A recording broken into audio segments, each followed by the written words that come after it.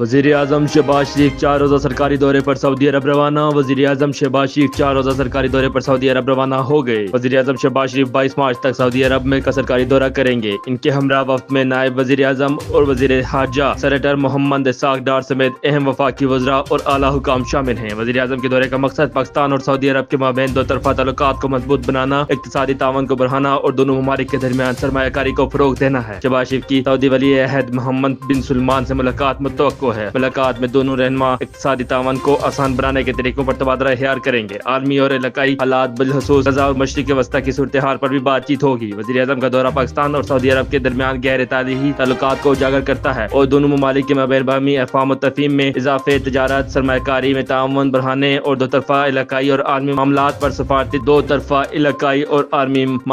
سفارتی روابط کو مزید فروغ کی راہ ہموار کرے گا۔